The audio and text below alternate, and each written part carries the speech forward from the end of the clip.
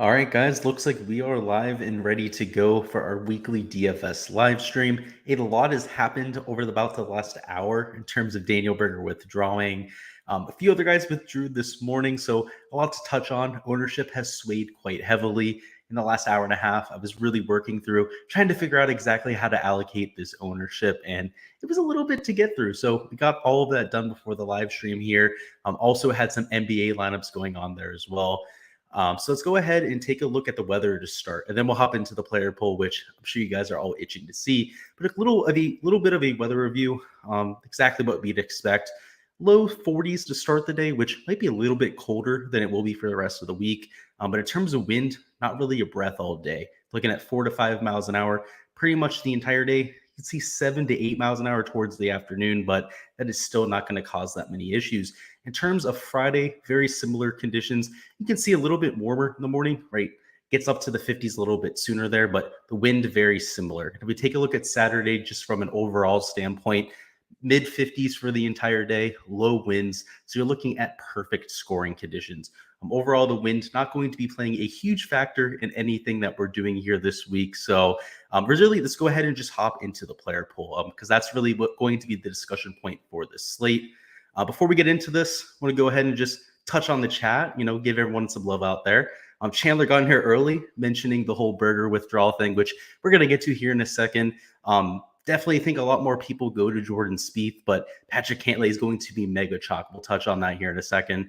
Dropping Birdie says, I think a huge amount go to McNeely. Would absolutely agree, right? He's somebody who is already chalky to begin with. I think a lot of people are going to go down to a Maverick McNeely, Jason Day, a lot of those 9K range, which was already chalky to begin the week. You're probably looking at even more ownership. And McNeely's a fade for me now, right? He was somebody who we've tailed for quite some time. Just seems like the ownership and the price have gone a little bit too inflated for my liking. And from a game theory perspective, it makes a whole lot of sense to fade. But we'll get into that in a little bit as well. What is going on? You said somebody new would win. Well, you were absolutely right there. There you go. I'm really happy it was Luke List. He's kind of my boy on here. And Damien says, visiting Luke on my retirement week, a last golf outing. Hey, man, glad to have you. If this is going to be your last week with golf, I know you're more of an NBA guy, MLB guy as well, but we're always glad to have you here, Damron. All right, we'll get back into the player poll now, guys, because there's quite a bit to talk about up top. Obviously, Daniel Berger withdrew. We already know that Will Zalatoris withdrew at the beginning of the week, which has a huge dead range here, right? You're either going to spend up for Patrick Cantley, which I expect a ton of the field to do, or you're going to live in this 9K range. A little bit of an after effect of that is that because we're going to have less people paying up top, you're also going to see the 6K range come in even lower owned. People aren't going to have to spend into that 6K range nearly as often because a ton of people were going to try and take Patrick Cantley and Daniel Berger together, myself included. I would have been one of those guilty parties. The unfortunate part, can't do that, right? They were the number 1 and 2 players in the field, and it wasn't necessarily close, which is going to lead to a lot more ownership in the 7K range, but also a lot more ownership in the 8K range, which when we get there, I promise we'll touch on all of it. But there was aftershocks throughout the entire player pool because of Daniel Berger coming out of the lineup. Let's talk about a new core play. So I did shift my core focus to Patrick Cantley. Of course, before that was Daniel Berger. In terms of the course fit, he has the excellent short wedge game that we're looking for. Has always been good on the West Coast. It seems like every single year when we get out here, he's posting top 10s week in and week out on these POA Duet surfaces. He's the hottest player in the world. He's the number 4 ranked player in the world, by far the highest of anybody in this field. So we don't need to overthink it, right? He's the highest projected play on the slate. Even if he's going to be 30% owned, this is one of the rare times that I'm willing to get over that, right? I'm willing to get right around 45, 50% ownership right there. If he ends up coming in at 40% and we're right around the field, either way, he's not going to dictate our week. We know he's a great play. We know there's a very good chance that he cracks that optimal lineup, but it is a far from a lock. And this is a question I get week in and week out with PGA DFS. No, you should not lock Patrick Cantley. He's not a lock to finish in the top 5. As much as I like him this week, I don't think you need to be locking him, right? You can pick your battles elsewhere, try to gain a lot of that leverage on the field elsewhere. You don't need to do it up top because there are guys that I like here. Most importantly, Jordan Spieth. And this whole situation with Daniel Berger is kind of annoying because now a lot more people are going to get to Jordan Spieth. And if you guys saw my sleeper picks video, I'm so bullish on Jordan Spieth. First and foremost, because he looked decent last week. despite being sick. He had food poisoning on Wednesday night, still played on Thursday, wasn't hitting the ball very well, but was making a ton of putts, which was kind of the missing link for him of that fall swing. He wasn't making a lot of putts, he was actually driving it a lot better than we've seen for quite some time, but he wasn't making any putts. So now that that's kind of flip-flopped, he's figured out the putter. Going to give him the benefit of the doubt with having, stomach sickness like that, right? You can't just play with that. That's very debilitating. I'm surprised he didn't even withdraw from that golf tournament. In fact, I believe he was thinking about it. He told reporters after the golf tournament that he was really close to doing so. He probably should have, to be honest with you. Either way, I'm going to be playing him here. He's, in my opinion, clearly a top 10 player in the world. When he has his game, you can argue that nobody can beat him.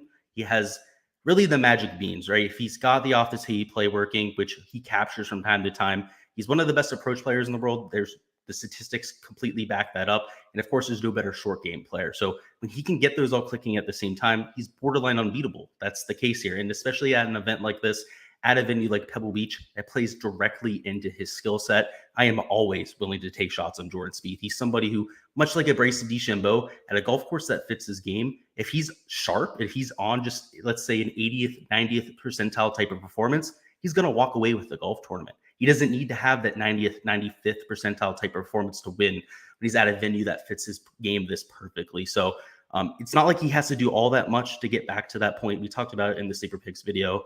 I'm kind of annoyed about the Holberger situation because we were going to get single-digit owned Jordan Spieth, maybe even 5 or 6% owned Jordan Spieth.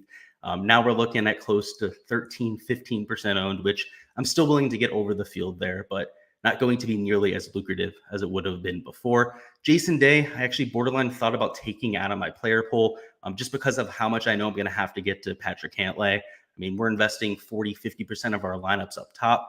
So getting leverage in somebody like a Jason Day, not going to be as easy. The reason why we're able to fit it in is I'm full fading Maverick McNeely. And let's go ahead and have the conversation for anybody that didn't see the fades video. I like Maverick McNeely. If you guys have watched this channel over the last few months, I tout him all the time, right? He's one of my favorite players to talk about. He's long off the tee. He's got that magic putter. The issue is he's not a $9,800 golfer. He's more like an $8,000 golfer at best. He's also somebody who's never won on tour before, yet everyone's betting him outright to win this week. And sure, he's from the golf course, but in the past, more often than not, being a hometown favorite is a negative. We've heard that from players. We've heard that it's a distraction. And as much as it's an advantage to know the golf course, all of that outside stuff outweighs that. You've heard that time and time again. There are much more stories of that happening than guys coming through and winning on their home course. In fact, I can't even remember the last time someone won on their home course.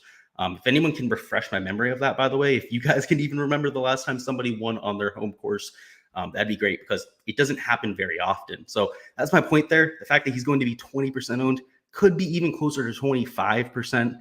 He's really the chalk of the chalk. Literally everybody's talking about Maverick McNeely. And when that happens, when you're dealing with somebody that's not really that good of a golfer, I mean, when you compare him to Jason Day, Jordan Spieth, even Justin Rose, Tringali, and Seamus Power, he's not in that same range of golfer. He's not even close to it, right? So you're paying up for that quote-unquote hometown familiarity and some of the recent form that we've seen. So he's going to be a fade for me.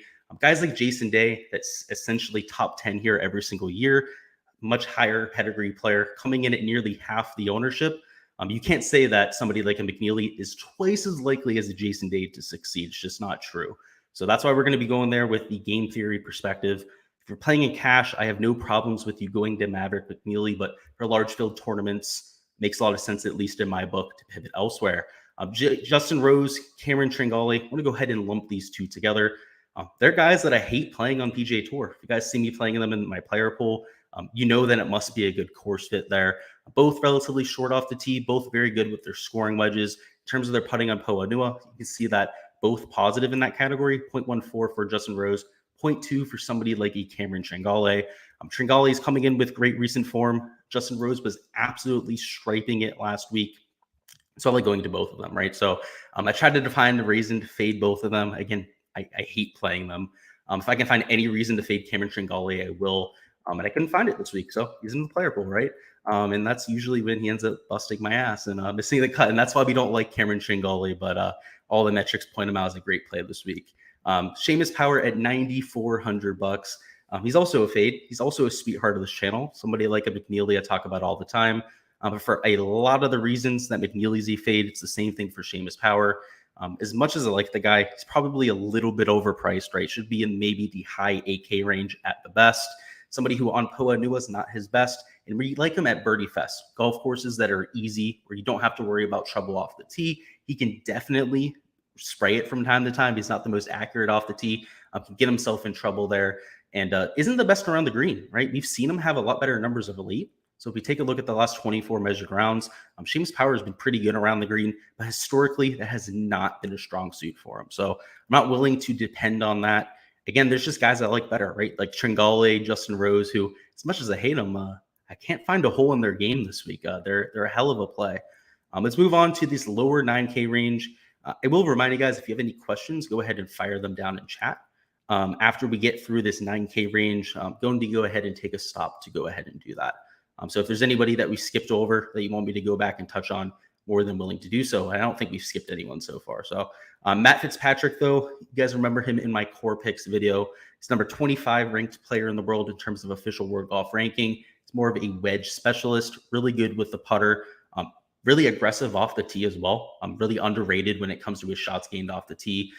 If we look at the recent metrics, they're pretty much non-existent. We haven't seen him for quite some time. Last time he played on the PGA Tour was back in November. He also played that Hero World Challenge, which obviously doesn't count, and didn't look very good there. So a lot of the recent metrics on him don't look great. That's why he's only coming in at 18% owned, because the fact of the matter is he's completely mispriced. This guy could easily be $10,500 in this field, and he would still be appropriately priced, which makes him a great player, right? He was a core play at the beginning of the week. Will continue to be so. Kevin Stroman's ownership finally came up. I was not pleased to see that. He was 7% owned yesterday. That's where I had him in my algorithm. Now he's up there at 16%. So not nearly the quote unquote sleeper pick that he was before, but still somebody that I like in my player pool. Kevin Kisner, same thing. Also a little bit lower owned than he should be. A lot of the reason you're not seeing 20-25% ownership on a Kisner, because this is seemingly a perfect course fit for him, at least from a ball striking perspective, is the POA, right? You've heard him complain that he doesn't like putting on POA in the past. And that narrative is steaming him lower and lower, right? People are afraid to play him because of that. Historically, though, he still gains a quarter of a stroke per round on Poa Nua. So if him being quote unquote dog shit on Poa is him gaining a quarter of a stroke per round, I'll take his dog shit putting all day. Lanto Griffin here, another fade. Somebody who's just being higher owned than he should be, right? He's higher priced than he should be. He's $8,800. More of a higher 7K type of golfer at best. And when we want to play Lanto Griffin is when he's low owned. He's a cheap value play in that 6K range, and he's not getting a lot of steam, right? He has that high upside, but he's also an extremely low floor golfer. He is not afraid to go out there, shoot 6 or 7 over par through 2 days and a trunk slam. He does that all the time. So if you're looking for safety, he is certainly not your guy. And if you're looking for an ownership pivot, probably not your guy either. Let's go ahead and pause to see if there's any questions down here in chat. Let's see. Yes, it looks like there are. So let's go ahead and talk about that before we move on. Miami Mike says, cheers. Cheers, Miami Mike. Hopefully you're doing well. It's Wednesday evening. Bond says, just hopping in here, hit that thumbs up. Everyone else should hear too. Hey, I'm completely for that, man. Cannot complain there. I'm going to catch up and watch later. Sounds good, man. Let's have a good weekend here. Chandler says, thoughts on Taylor Pendrith. So we haven't quite gone there, but let's go ahead and touch on it here real quickly. I don't think this is necessarily like a Taylor Pendrith golf course, right? This is more of a shorter hitters type of golf course, but there's one thing that Pendrith does well. It's make putts, right? We've seen that through all the different categories, whether he's been Corn Ferry Tour, the amateur ranks where he really separated himself in some of those match play formats. Taylor Pendrith has always been a good putter. Historically, we don't have much data here on Poa Nua, so I'm not really going to hold it against him that he's only a slight gainer there. The issue is his length. He's not going to be able to leverage that this week. So you can see right now he's really low owned, right? Have him at 8.8% right there. Probably somebody who's not going to be in my player pool. Just you'd be looking at getting at least 15 to 20% exposure to somebody like that, at least to get significant leverage. And there's just guys in the range I like a little bit more. So I don't think it's the week for Taylor Pendrith. Hopefully that answers your question there. John Burr says, F. McNeely, his dad sold to some Microsoft. Yeah, dude. McNeely grew up on Pebble Beach. That should tell you everything you need to know about his lifestyle. That's probably some of the most expensive real estate in the world. And if he sold a company for $9 billion, he should probably be in Dubai on the beach somewhere. I completely agree with you there. And yeah, dude, he's 20% owned this week because he grew up here. Dude, people like that don't stay at home. They travel the world pretty much 24/7. So I'm not even sure how much he's actually played Pebble Beach. That's a legitimate concern that you would have there. But cool. Was glad to go through the questions there. Of course, if you have any as we go through this, do not be shy at all to go through them. We'll be stopping periodically to go through them. Let's talk about Christian Mosain.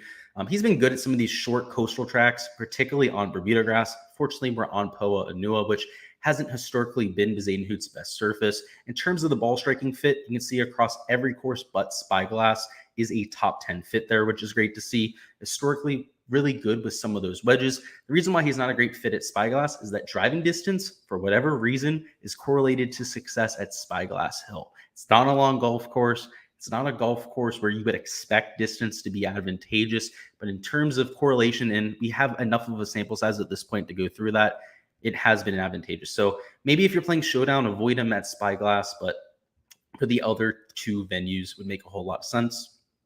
Brian Harmon, anytime we get him any short track, doesn't really matter the surface, he's going to play well. He can compete at some of these longer golf courses, but when we get him at these shorter tracks is really where we see him succeed. Unfortunately, has been in really bad form, but at the American Express did look a lot better, was in contention through 4 rounds there, which is great to see. And in 2021, at least in the beginning 2/3 of the season, you probably couldn't find a more consistent player than Brian Harmon. He was making the cut essentially every single week. He was threatening the top 10 pretty much once every 4 to 5 starts.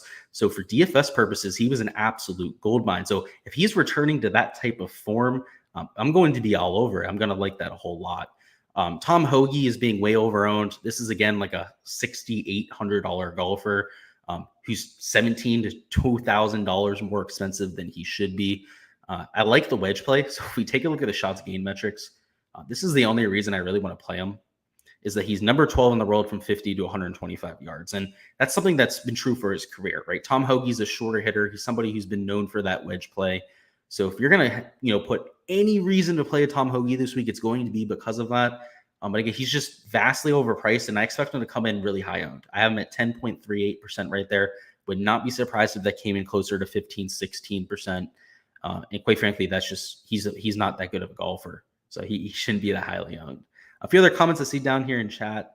MMC Ginty says thoughts on Harkins who won at Pebble, or any of the guys who have done well at Pebble with TaylorMade Am Tour. I don't know enough about those results to really have looked into that. They play completely different conditions, right? So they're not playing under tour conditions there. Pebble Beach, when it's playing at maybe a 9 or a 10 on the stint meter, is a completely different beast when it's paying at a 12 or a 13. So I'd put a little bit into it, right? I still think that it is important, right? At least from a ball striking perspective. But I wouldn't make it a key part of your focus, right? It's only a handful of guys in this field that have actually played there. Like that guy who got the sponsorship exemption this week. He got gifted it from someone else. I forgot who that was. Was McNeely still dating Daniel King? And I have no idea, man. And you said, I predict a TaylorMade player will win. Hey, there's a lot of really good TaylorMade players out there. Could not question you there. And Chandler says, what are your thoughts on playing both Cantley and Spieth in the same GPP lineup? Do you think you have enough value to make it work? Because he's low owned enough, right? He's still going to come in sub 15%. It's definitely viable. The value, which we'll get to here in a second, it's shaky, right? So you're going to have to pick 3 or 4 of these value picks that you feel confident enough in playing to go ahead and do so. If you can find 3 or 4 that you really want to go ahead and plant your flag in, there's a few lineups that I'll certainly be doing that in this week, then certainly go ahead and do so. But you're going to have to find that value. And I don't think a lot of people in the field are going to be willing to do that. Mckenzie Hughes, we'll touch on real quick. I don't have any problems playing with him. I have no problem. Here's the issue, right? He's not a priority for me, right? So there's not a problem if he fits into my build, but not going to be somebody that I'm actively looking to squeeze in. In terms of his play, he's good the shorter that you get to the hole, right? The closer you're to the hole, the better Mckenzie Hughes is. But he's also 10% owned. He's also probably a little bit more expensive than he should be. We'll see. We'll have to see later on with him. I really have no stance on him one way or the other. Mito Pereira, on the other hand, you can see he's my model's number 3 ranked play of the week, taking into consideration both course fit and recent form. The issue is that he has the Sobel curse. If I don't know if you guys have heard of the Sobel curse, that's Jason Sobel, the guy who works at the PGA Tour. Anyone he touts misses the cut. It's like literally a meme at this point. I don't think he's like ever hit a winner. So yeah, Mito is cursed this week. Just take that with a grain of salt. He's a great course fit though, so we're still playing him. Charlie Hoffman down here, $8,100. He's a great course fit at the Monterey Peninsula course, particularly due to his iron play. I think that he could have a spike week here just because of how good he is with those short irons. And the unfortunate part, he's not historically his best on POA Nua. He's not coming in with great recent form. He's had to withdraw due to injury over the last few weeks. So yeah, it's a little bit sketchy, right? But he's coming in low owned. You have him at 10% right here. If this were 2 months ago, let's say in the fall swing, that kind of thing, he was $8,100. Charlie Hoffman would be like 30% owned on the slate. I mean, the guy was an absolute stud in 2021. He's one of the best ball strikers in the world. So if you're willing to buy in early and take on some of that injury risk, could be worth a few shots there. Matt Jones at $8,000, also somebody I'll be actively getting to. And yeah, we're going to get to Harkins here in a second, by the way. I know in that question, I kind of skipped over the Harkins part. He's in the 7K range. So yeah, we'll be able to touch on him. I'm not huge on him. That's the short answer there, though. Matt Jones, some of these Australians have had a lot of success on this West Coast. POA Nua, I believe, is one of the more common surfaces in Australia. Don't quote me on that, though. He's $8,000. He's got the play to get up and down here. He knows more of a shorter hitter, better with some of those scoring wedges. Definitely going to have a little bit of Matt Jones. Michael Thompson was, if you want to play the guy because he has a nice beard, go ahead and do so. But aside from that, doesn't really have anything going for him. The recent form really fell off last week. Lucas Glover at $7,800. He's always been good at short golf courses. Same thing with the Russell Knox. I think that this range right here, Lucas Glover, Russell Knox, Chris Kirk even, Minbu Lee, Matt Kucher, Joel Damien, even though it's coming in right around 10% ownership, I'd argue that's a little bit underowned. I think a lot of people are going to try and stick and take 2 or 3 of these 9K guys, and then they're going to have to take guys in this bottom 7K range. Like I said before, Daniel Berger actually withdrawing from the tournament not just affects the guys up top, it affects the entire player board. And a lot of that, it takes guys away from this top of the 7K range, right? Because they're trying to fit in more of those 9K guys. I mean, you can fit in almost 3-4 of them into a lineup. People are going to be spending down in the lower 7K range, which there's a ton of good options, right? There's a lot of our value plays in this lower 7K range, which I'll be getting plenty of exposure to. But some of these guys in the top of the range might be slightly overlooked. So some of those guys, like I said, Russell Knox, Lucas Glover, even a Chris Kirk, you could get me behind, all relatively short hitters, good with some of those scoring wedges. Also coming in decent form, right? Lucas Glover won that tournament in the fall swing. Russell Knox has made some cuts. Chris Kirk, same type of thing. Minbu Lee, if you guys are not familiar, you're going to know who this is this week. Why is Lee so red? Because he says because he's angry. Because he's only played on tour like a couple of times, and it's always been at WGCs, and it's when he wasn't really a really good player. It's when he was like kind of like a middling European Tour guy who hit it really far. His first few years in the European Tour, he was like number 1 and 2 in driving distance, and he was like 19, 20 years old, that type of thing. So he's kind of like the Bryson DeChambeau of the European Tour. So he got some sponsorship exemptions because he hits the ball far. People want to see that type of thing. And he sucked. He sucked his first few times out, right? He missed a bunch of cuts on the PGA Tour. Go and look at his European Tour stats. The guy's won. He has 4 top 10s in the last 2 months of play over there. The guy's like a legit top 15 player in the world. Like he's legitimately going to be insane. So yeah, let's go ahead and talk about him right here. He's $7,700. I'm buying in early on Minbu Lee. Every single time we get him over here, I'm going to be playing him. He's like a $10,500 golfer on the European Tour. If you guys have been playing European Tour DFS, he's one of the most expensive players on that tour. He's up there with a Matt Fitzpatrick. Matt Fitzpatrick this week is $9,200. Minbu Lee is $7,700. It's just due to name recognition, right? This might not be the best golf course for him. Like I said, he's more of a bomber. He was the longest player on the European Tour his rookie year. He isn't the longest player anymore. He's kind of dialed it back, tried to get a little bit more accuracy off of the tee. So it's not the best course fit, but I honestly don't care. He's that type of player. If he's going to be a top 15 player in the world the next year or two, this is a spot to buy in early. He's only won 2 times. Yeah, dude, he's like 22 years old. Hey, what do you expect from him, dude? Like what? That's a lot. Winning 2 times is more than most people do on the PGA Tour. I mean, on the European Tour. Like there's very solid players that we call really good players on the PGA Tour that have never won, and on the European Tour that have never won. So yeah, man, I completely do not understand what you're saying there. He's only won 2 times. That's an accomplishment. Chandler Constantino, on what player has been bad lately, but you think could potentially turn it around. We're going to get to a bunch of them here in the 7K range. So one that comes to mind, at least for me, I mean, Stuart Sink, right, hasn't looked very sharp of late. He didn't look very good at Kapalua, but he's extremely sharp at these short golf courses. So he comes to mind.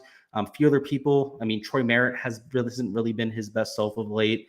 Same thing with where's he? He's in this range too. Scott Stallings, right? He's also somebody who hasn't played very well of late, could turn it around real quick. I don't know. Those are really the only ones that come to mind, but I'm sure we'll go over a few more here. But yeah, Minbu Lee's looked. Yeah, dude, you didn't know he's only 22. Yeah, man, he's like he might be younger than that. He might be like 21, 20 years old. The kid is like, he's a spring chicken. He's like Garrick Higo. If you guys remember Garrick Higo, I mentioned him during the under the radar play Schwab. Yes. Thank you for mentioning him, or else I would have forgot to mention him. The kid's also a European Tour kid who's an absolute stud. He's the best iron player in the European Tour. So if you look at a per round metric, he's number 1 in shots gained approach. The issue is he doesn't play all that often. He's still young. I believe he's still in college. Or just out of college or something like that. Because I know he had amateur status in the last year and a half. He was playing in one of those amateur tournaments. He's a young up and coming stud. Completely agree with you dropping birdies. He's also a good course fit here, right? He's more of a bomber, just like a Minbu Lee, but because of that approach acumen, could very well see that as well. And especially at a field of this strength, right? We're dealing with a field that's not very strong there. Matt Kucher at $7,600. He's also somebody we'll go to. I don't like the guy. He stiffed his caddy. If you guys remember that when he won the event at the Mayakoba, I believe. So I don't think he's a very class human being, but he's good at these short golf courses, right? He's a Hall of Famer. So we're okay going with him. Joel Damien, you guys saw during my value picks video. I do like him. He's more than anything a great iron player, particularly with some of those short wedges. So at his price tag, I think that's more than fair. And the fact that he's only 6% owned, I'm not sure if I buy that. If he comes in single digit owned, more power to us. That's going to give us even more leverage. I'm going to have maybe 30% Joel Damien. He's going to be somebody, if he's single digit owned, might be my highest leveraged play on the slate. Adam Hadwin down here at $7,400, also somebody I really like. You can see he's getting a little bit more steam, right? 10.31%. That seems fair in somebody like an Adam Hadwin. I'm definitely going to have my fair share, probably 20-25%. Brent Snedeker, he's looked okay of late. It's a decent course fit here, but just not somebody I'm looking to prioritize, right? He's well past his prime here. Patrick Rogers, we'll have to see if I fit him into my player pool. I like him on this West Coast swing, but this is more of a plotter's golf course. And Patrick Rogers, a lot more of a bomb and gouge type of guy. So not sure if this is necessarily the best course fit, but he did go to Stanford. He has played Pebble Beach quite often, played it for some of the invitationals during his college days. I believe may even have a win at this golf course in college. So that, I have to double check that after we get off here. But if that's the case, you might convince me to play a Patrick Rogers. But he won 7 times in college. They played Pebble at least once or twice a year during the college circuit out there. So could have very well won that golf tournament. Pat Perez, he's from the West Coast. I grew up on Torrey Pines.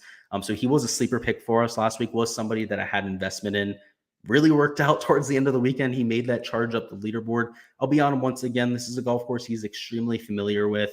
And from a course fit perspective, because he's so well-rounded, pops on pretty much every golf course. He's great on Poa Nua for his career. Will be in my player pool. Stuart Sink, we just talked about. He hasn't looked very good of late, but he's great at these short golf courses. He won at Harbor Town. He won at Sea Island, both relatively short coastal tracks. Same type of venue this week. Dean Burmeister, if you guys know who that is, it's a European Tour guy. He's actually pretty good, but we're taking our shots on a few of the other ones. Troy Merritt, somebody that I do like, $7,200. I talked about him in the value picks video. Him and what's his name, Adam Hadwin up here, they're pretty much the same player, right? Really good with the wedges, really good on Poa Nua. Checking the 2 boxes that we're looking for here. Charles Schwartzel, we talked about him during that core picks video. We haven't seen him very much on the PGA Tour. But he was playing on the European Tour. He has a missed cut, a made cut over his last 2 performances. But if there's one thing that Charles does well, it's the wedge play. It's that 50 to 125 yard range. If you can be accurate off the tee like he was for most of 2021, really like the course right here, particularly because he's a significant gainer on the surface. Poa Nua, that is, for his career. See Miami Mike down here says, not sure if I missed you mention anything in Harmon. I did mention it, but I'll go back and talk about it for a second here. Don't hate him at all, right? He's good at the shorter tracks. You can definitely have him compete at some of the longer tracks, but when you get him at a course less than 7,200 yards, he's live to go out there and win. So I like what I saw at the American Express. Hadn't seen very good form from him in quite some time. So yeah, I like that play. Harkins at $7,100. Now, if he was coming in like 1-2% owned, if he was $6,700, $6,600, that kind of thing, I'd play some Brandon Harkins, right? But he's not. He's a little bit expensive. He's priced around guys like a Troy Merritt, a Chad Ramey that I like a lot, Charles Schwartzel that I like a whole lot, Matthias Schwab that I'm going to have in some lineups. So it's just not a priority, right? You know, he won whatever the qualifier was to get into this. But yeah, aside from that, we have Monday qualifiers every single week that essentially do the exact same thing. And most of them go out and miss the cut, right? So that's hopefully gives you an idea what I think about it. Scott Stallings loves this golf course. I'm one of the bigger Scott Stallings fans, low key. I like follow him on Instagram. He like likes all my tweets. Like he responds to my replies and comments on. So like, I don't want to say we're bros, but he at least responds to my stuff on social media, which I like. And I was like, hey man, I was like, you seem to like this place. I was like, big week ahead, huh? And he liked it, and he responded with a bet. So hey, if you heard it from the man himself, he likes this golf course. He's feeling himself this week. He had a shot on number 6 at Pebble. That's that uphill par 4. I believe it's par 5. It's a par 4 for the U.S. Open where you have that completely blind shot. He had a 3-wood to like 2 feet from like 200 and some yards out. And when he did that, I was like, I'm sold, Scott. I'm sold. I'm completely sold. He hasn't looked very good of late. He's just like a Stuart Sink, right? Hasn't really flashed all that much. But you put him at a shorter track, Scott Stallings, that is.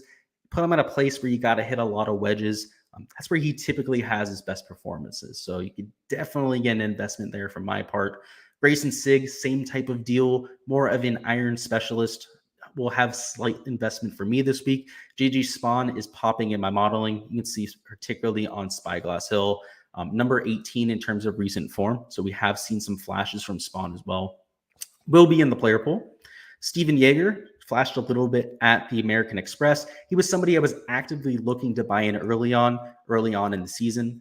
He didn't come out very well. He missed a bunch of cuts to begin his career, ended up getting off of him, right? Didn't really do much, but did flash that potential. He's somebody who won on the Korn Ferry Tour, more of a shorter hitter. That's for damn sure. Somebody who's better the shorter that you get to the golf hole. Great on the greens. For his career, we don't have much of a sample size, so I don't want to hold it against him too much. Hasn't been very good on POA, right? So he will be in the player pool. The only reason he wasn't a core pick or somebody that I talked about in the value picks video is the uncertainty around the POA, right? What if he's one of these guys that hates POA Nua? That would suck because he's a putting specialist, right? So we'll have to see there. He's 1% owned. So I'm looking at getting right around 7 to 10%. Dylan Fratelli, also somebody that's really good with the scoring wedges. In terms of pedigree, is head and shoulders better than the players around him. Ryan Armour, also somebody who, whoever asked the question about the guy who came in and wasn't playing all that well that could turn it around, Ryan Armour fits that exact type of build. He's great on these shorter golf courses, good on Poa Nua. It's the only surface that he gained strokes on for his career. He's somebody who hasn't looked very good. He's really gone off to some bad starts, has had 2, 3, 4 over rounds during a lot of the fall swing, and almost made some of those cuts. Had days of 5, 6, 8 under par on Fridays. One of them actually ended up being a made cut when he shot that 8 under par. So that's why when we take a look at the recent form over here, it's number 52 in the field. And that's why if we go over here to the shots gained, let me show you what I'm talking about. With Ryan Armour, that's why he's gaining in like the 2 ball striking categories, right? He's gaining off the tee, he's gaining on approach. That usually leads to a lot of success, right? So the performances haven't been nearly as bad as they look on paper. He is a prime candidate to bounce back. Satoshi Kodaira, I thought I was the only one talking him up. I talked him up during my value picks video on Monday evening, and I've seen him around the industry like 10 times since then. So I don't know if people saw my video or people are saying the same thing that I am. If you take a look at the shots gained metrics for Kodaira and you go over here to the buckets, so if you go here to the 50 to 125 bucket, he's number 38 in the world and he's number 10 in the world from 125 to 150. So maybe that's what people are seeing, or maybe they watched my video and are trying to take credit for themselves. But yeah, in the last maybe 4 or 5 hours, I've seen like 20 people talk about Kodaira. So well, who knows? Maybe people are just catching on to it. Austin Eckroat is also somebody that everybody seems to be talking about. It's a pure numbers perspective. And the issue is with Eckroat, we don't have much of a sample size. So if you take a look at the shots gained for Eckroat, they look great. So it looks like he's gaining a ton of strokes on approach, yada, yada, yada. The putting rate around a neutral. It's like over 4 measured rounds. So we really don't have any idea of his skill set. To try and guess that we know what he's going to do this week is futile at best. So to think that he's going to come in sub 1%, also probably not the case. Probably looking at least 3 to 4%. I considered playing him early in the week, but that was before we looked into the sample size. Because, yeah, I saw the shots gained approach number over here. Like everybody is going to see this week and go, oh, he must be a really good approach player. And until you look at the sample size and realize that maybe he's a good approach player. Maybe he's not. You really don't know. Dylan Wu, you can convince me to play. He looked good a few weeks ago. He's more of a shorter hitter, more of a plotter at heart. Peter Malnati was in contention last week. Do not tell me how that happened. He's the opposite of a player that should be playing well at Torrey Pines. So if you tell me that we're putting him at a place that perfectly fits his game, like a Pebble Beach, short golf course, got to hit your scoring wedges. Poa Nua specialist Peter Malnati, of course I'm going to be on him, especially if he's only 2.5% owned, which is ridiculous on its own right. Aaron Baddeley is always chalk when it comes to the West Coast because on Poa Nua, the guy is an absolute animal. He's nearly a stroke per round on Poa Nua. And Baddeley's been around forever. He's not somebody who's a spring chicken, right, that we only have 4 to 8 rounds on. That's over like 100 rounds at this point. The guy's a certified stud on the surface, more of a shorter hitter, better with those wedges. This is pretty much like the only golf course that Baddeley can compete at or even win a golf tournament at. And I see we have a question here about some bets. We'll touch on bets at the end. So I'll remember to do that at the end, Chandler. We're going to go and finish on these value picks here. So Mark Hubbard, also a value pick I'm willing to get to here. Great with the wedges. We take a look at some of the approach buckets here for a Mark Hubbard. First off, gaining on approach around the green and with the putter. And with these short wedge ranges, you can see he's top 77 in the world in both of them. Again, these are world rankings. These are not just for the field. So top 77 for a field of this strength is more than respectable. Moving down a little bit further, you can see we get into a dead zone, right? Lots of guys marked as an N. But you can see guys down as blanks that I'm going to be getting maybe 1 to 2% of, right? There's guys that I'm not willing to completely write off, like a Jimmy Walker, past winner Ted Potter Jr. You can convince me to play a little bit of Nate Lashley. Guys like a Peter Uline, Tyler McCumber, Kevin Tway, Brian Gay even, right? All of these guys, they're not great course fits. They're not in great form. But in terms of pedigree, they're going to go off about once every 6-7 performances, right? So I think you could do a whole lot worse. The guy's down as an N, though. I just, quite frankly, don't see it happening ever. Luke Donald is in the player pool. I almost made him one of my value picks this week. He's looked really solid of late. And if there's one thing that he can still do at his age, it's hit wedges and make a ton of putts on Poa Nua. So much like an Aaron Baddeley, if there's a course that he's going to have a chance to compete at, it's here. Another guy I'm going to be Sung Yul No down here at $6,200. He's somebody who's a historical gainer on Poa Nua. He's made a few cuts in a row. Relatively short hitter, not very good off the tee. But again, if he's good at anything, it's with those scoring wedges. So we'll be in the player pool. And from there on down, not anybody I'm considering. You guys know that I'm usually willing to take a few guys down low, take a few chances on these 6K guys. But personally, I don't see it with any of them this week. Now that we've gone through the player pool, we'll go through some of these questions in chat. And then we'll go ahead and cover some strategy talk, which is probably the most important part of this chat. Ricefire says, what is the cut line? So if I had to take a guess at the cut line, it's a 3-round cut line, right? So it complicates things. So they're going to be playing all 3 golf courses before they make the cut on Saturday. Historically, you see a cut line anywhere between like 3 and 7 under par. Sometimes a little bit higher than that. When it's like a 2-day cut, right? Sometimes you might see it at like 1 or 2 under par. because they're playing Pebble with only Spyglass. That's what we saw last year, right? It was only like 1 under par, I believe. But historically, more towards like 3, 4, 5 under par, 7 if you have some great scoring conditions. Like because you have the 3 days, if these are going to be birdie fest, it's going to be something like 7 under par. But let's say 4 for a median. What are some of the bets that I like this week? Outright bets. I bet Matt Fitzpatrick at 51, and I bet a ton on it. So he's my only outright bet this week. That's why I didn't make a whole video on it. I bet like $200 on Fitzpatrick to win the golf tournament at 50 to 1. So when he wins and we win 10 grand, it's going to be a great week. But I didn't bet anyone else because that's usually what I bet for the entire week. And the line was wrong. It should not have been 50 to 1. It's maybe the most egregious line that I've seen for quite some time. I was able to get that over at FanDuel in the first 5 minutes that lines came out. Alex Solomon says fade Spyglass and Showdown. Yes, absolutely. No matter to the weather. If it gets really windy, also fade Pebble Beach. But Monterey Peninsula, no matter the weather, is going to be where you want to be targeting, guys. You can mix in a few guys from Pebble if we have conditions like what we're going to have on Thursday or Friday. But make sure you're playing a little bit more from Monterey Peninsula. It's certainly an easier golf course. Monterey was one of the easiest golf courses in all of the PGA Tour last year, whereas Spyglass was one of the hardest, and Pebble was right around tour average. So hopefully it gives you an idea. All right, so strategy talk. So up top, we have a little bit of a situation, which obviously we touched on at the beginning of the stream. But the fact of the matter is we're looking at a condensed player pool up top. That's going to mean ownership numbers that are much higher than usual, which means that differentiating in that middle tier and lower range going to be even more so important, because as much as I like fading high-owned guys, people like Patrick Cantley, people like, let's say, Jason Day, Justin Rose, Cameron Tringale are almost unavoidable this week, right? We're going to have to eat some of that chalk. So my rule of thumb, what I did for some of my crunches to this point, is I capped off my ownership percentage at 110%.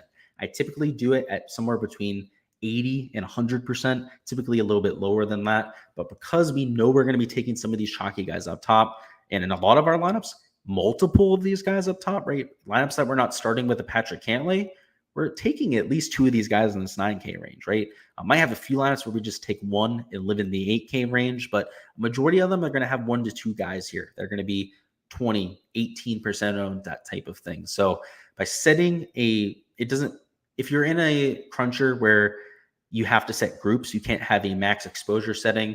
Mine's custom. I can do it either way. But if you're doing it one way or the other, just only take 2 of the guys up top, right? So make sure that you set a group that only takes 2 of the guys up top, and then maybe make another group of the guys in the middle tier where you're only taking like 1 of them, right? So you don't want to take a guy who's 13% owned right here, like a Mito and a Denny McCarthy together, right? They're the chalkiest guys in this range. Or for example, take somebody like an Adam Hadman and somebody like a Cameron Champ, right? They're the highest owned guys in the 7K range. That would be a good way to keep your ownership level low if you have to do it with groups. If you're using Fantasy Cruncher, I believe you have to do that. I don't use Fantasy Cruncher. I did when I first started DFS, and I believe you couldn't set a max exposure setting. Somebody who uses it can go ahead and let me know. But yeah, it's a pain in the ass if you have to do it that way, but just do it. You can do it by setting groups. Set a max of 1 to 2 guys or whatever that are super high on. I believe you had a question before CBO. You did. You guys, it was just talking about people that are subscribed. Thanks, man. Appreciate it. And you said, what percent did you say to cap the percentage at? I have it at 110, right? So it's personal. If you want to have a little bit more contrarian lineups, maybe set it at 100%. I typically closer to 90 to 100% in most weeks. But again, we're expecting a little bit more chalk because of some of these guys that have withdrew. So I'm willing to get up to 110. But you can push it to 120, 130. I mean, just tinker around with it, see how your lineups look, and settle on it afterwards, right? Do a little bit of experimentation. So that's from the strategy perspective. Let's talk about a few cash things, right? So cash, we're not going to have to worry about ownership. If you're playing cash, I think a strong consideration has to be made. We're trying to take 3 or 4 of these guys in the lower 9K range, right? A Matt Fitzpatrick, Streelman, Kevin Kisner, fitting in somebody like a Brian Harmon or you can probably take 4 of these guys, right? I think that's where you should be starting your cash lineups. Taking somebody up here, the high 9K range, taking somebody like a Patrick Cantley, as great as it sounds, then you have to spend into that 6K range. And like we said just now, it's ugly, right? There's not many guys down low that we can really put our flag in. And anybody that we have in our player pool isn't really somebody we feel all that confident in, right? It's like they could succeed. It's not like, oh, they're going to go out and for sure go and make a cut. So in cash, I think you should be taking much more of a balanced build this week. Perhaps even only taking 3 of the guys in the 9K range and completely avoiding this lower 7K range, right? Like maybe capping off at somebody like, let's say, Stuart Sink, Pat Perez as your last man in. That would probably be the optimal cash build for this week. So you have a few questions down in chat we'll get to. Where do you find data on how easy golf courses are? Tons of databases out there, man. So just pick your poison at this point. I use about 5 or 6 different databases that all have their different advantages. Some of them are more sortable than others. Some of them have better visualizations than some of the other sites. They're easier to look at.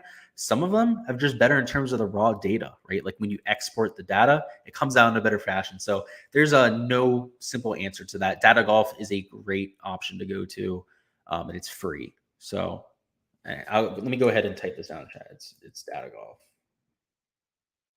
And if you look that up, it'll come up as, I can't tag you, but you get what I'm saying. Chandler down here says, are you saying 100% like total chalk for all these guys? No, that would be at a max, man. So I don't think you need to be trying to fit in chalk. That would be the opposite, right? Being contrarian is a good thing for some of these large field tournaments. But my max ownership across all 6 positions would be 100%, right? So let's say Cantley is 30%, right? And you're trying to take somebody else who's 20 and somebody else who's 20 right there.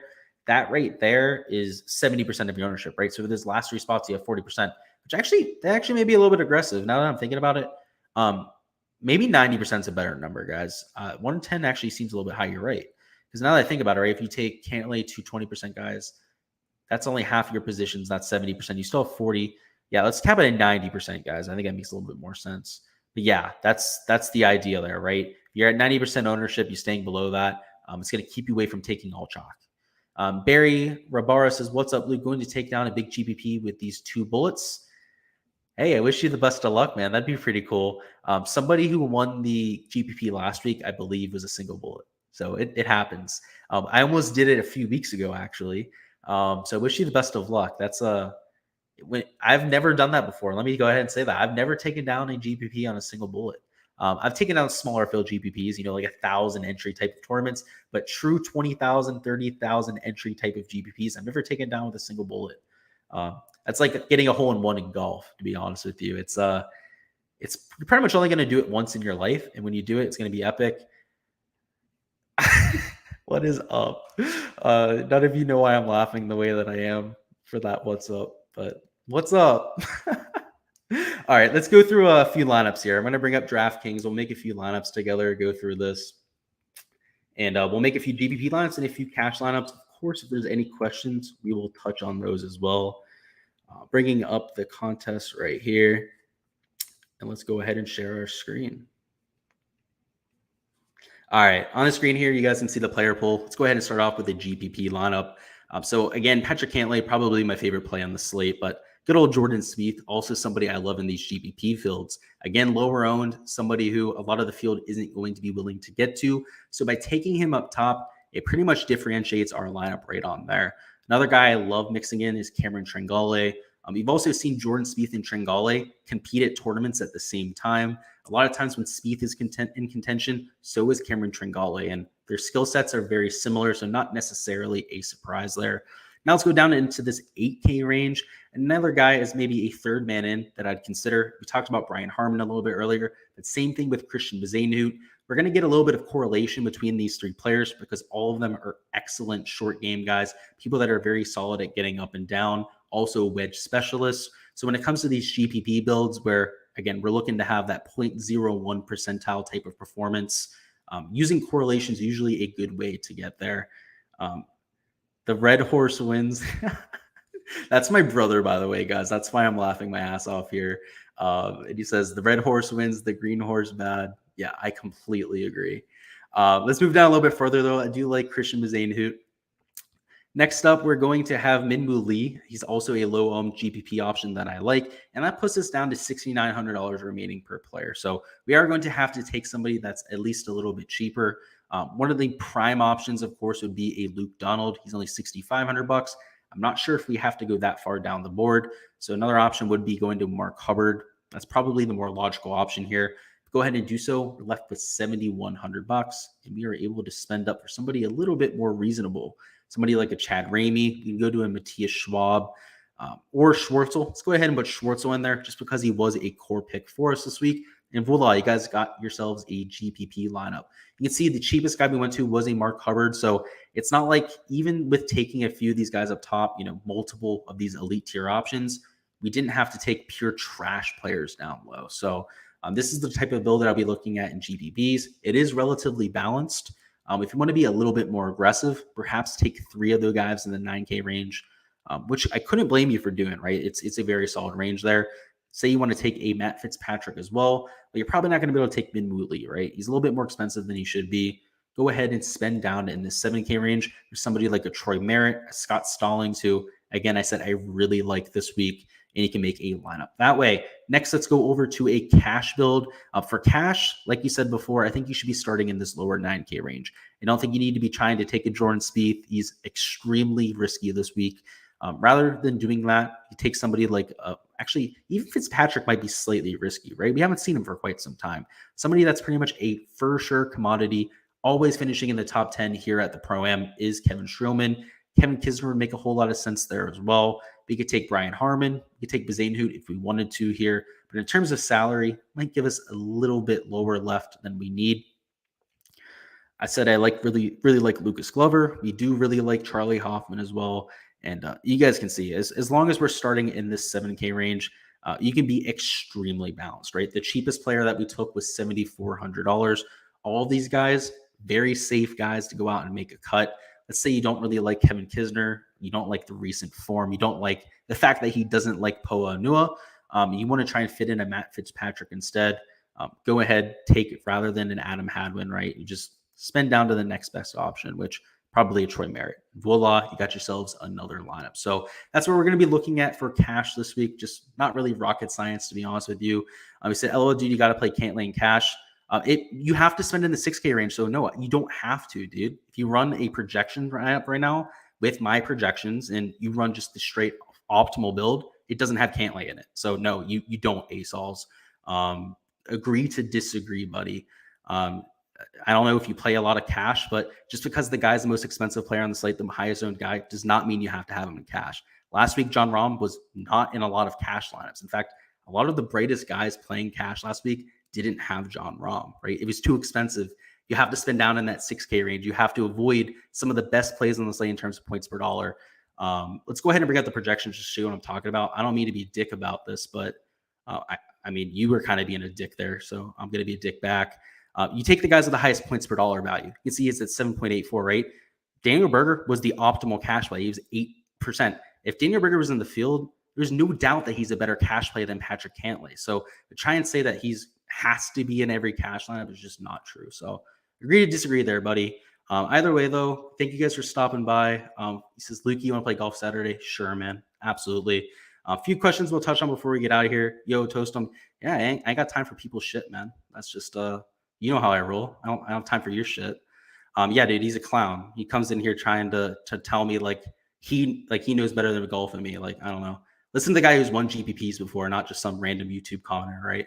CBO says I max my ownership at 90%. Yeah, sounds good to me. That's what I'll be doing this week. CBO says you can cap your ownership at 90% in Fantasy Country. You can. That's good to know. Haven't been on Fantasy Country in quite some time. What group did you say to create for upper tier, mid tier? You have access to the Patreon projections. Take maybe the top 5 to 6 owned guys in each range and make them in a group.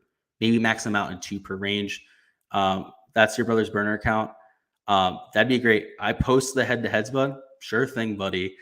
Go ahead. There's a reason why you're looking for content on fantasy advice, right? And I'm giving fantasy advice, buddy. So get the fuck out of here. That's all I'll say, okay? He's an adios asshole. Yeah, that's right, dude. This motherfucker can get out of here. I honestly don't give a fuck. Like you're here looking for advice, trying to tell me that you know more than me. That's funny. You're in my stream. Either way, guys, I'm just gonna ban that fucker when we get out of here. We don't have to worry about him. I'm not about those type of people. Either way, though, really appreciate you guys stopping by. For everyone that at least enjoyed the content, that piece of shit there, he can fuck off, right? But he said Mac Jones, huge sleeper. Completely agree. Well, I don't want to say I completely agree. I could see it.